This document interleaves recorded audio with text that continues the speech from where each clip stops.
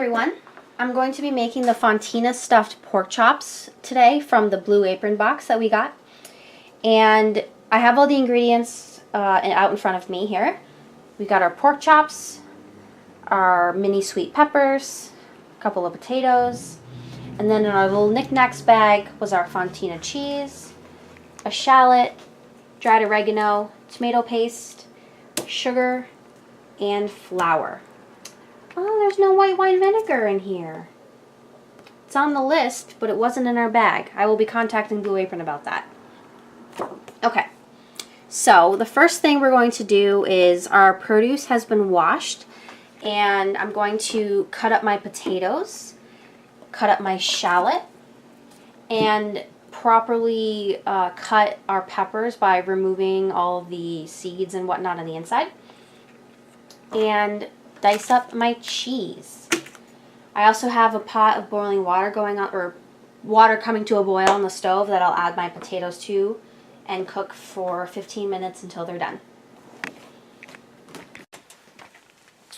I've heated a tablespoon or maybe a tablespoon and a half of olive oil in a nonstick skillet.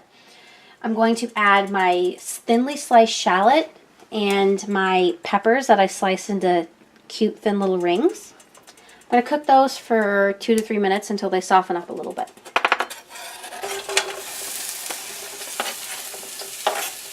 I also cooked the potatoes until they were fork tender. Just until they were fork tender, not like super soft and mushy by any means. So I've added my sugar, my tomato paste, and my dried oregano to my pan with my peppers and shallots.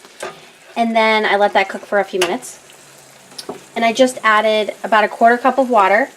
It also wanted me to add the rice or the white wine vinegar at the same time, but they did not send that to me, so I did not add that. And I did not make up for it with extra water, because in my experience, Blue Apron always tells you to add extra water or more water than you need. So I think we'll be perfect with this. And I'm just going to let this cook for a minute or two, and I'll just dump it out into a bowl just to kind of chill for a while. And then I'll prepare my pork chops, which I'll show you right now. So I took my pork chops and I patted them down with a paper towel to get the extra moisture off them.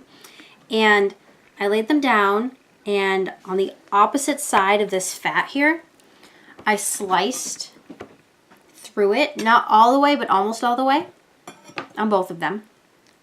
And then I put the cheese in, and I'm kind of patting it down to get it, you know, in there well, I guess.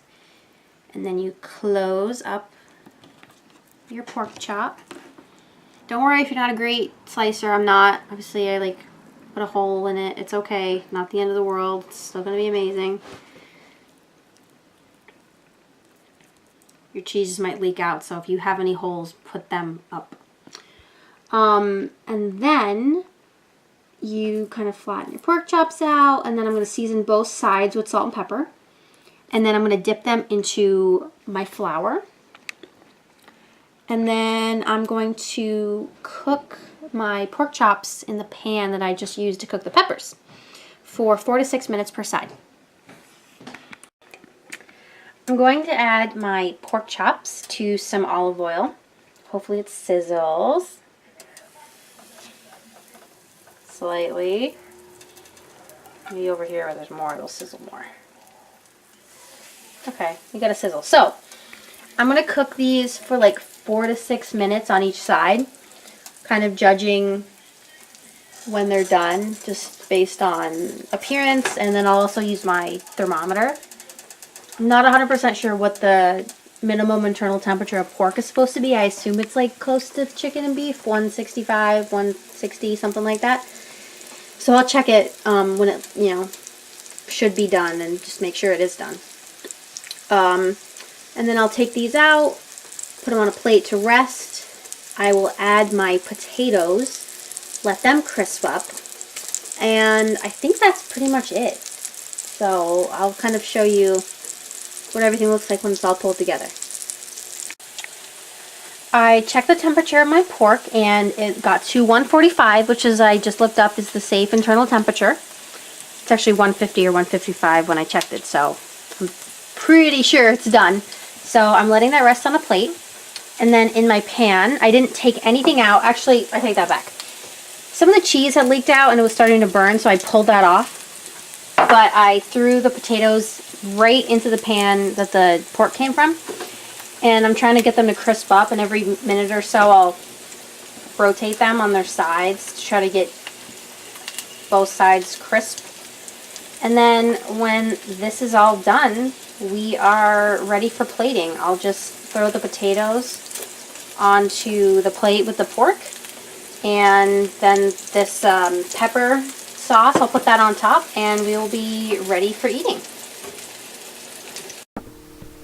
Hey guys, so here I am editing this video, and I wanted to share with you my thoughts on this dish. So my boyfriend and I really enjoyed this. We loved the pork with the cheese inside. The potatoes got a nice crispy, crust on them, which were really delicious. I liked the peppers. He didn't care for them so much, but they were good nonetheless. I don't really feel like the white wine vinegar would have added much, honestly, so it's not that big of a deal that it wasn't there. But overall, yeah, it was really good. We both really liked it and would make it again for sure. So here for you, I have took pictures of the recipe card front and back in case you decide to make this on your own. Let me know if you can't read anything, and I'll try to translate it for you and let you know what it all says. And then, as always, here is the nutrition facts little paper that they give you, just to give you an idea of what's in this dish and all that kind of thing. And yeah, so thanks for watching, and if you have any questions, let me know. Please check out my other videos from Blue Apron, and I'll see you next time. Bye.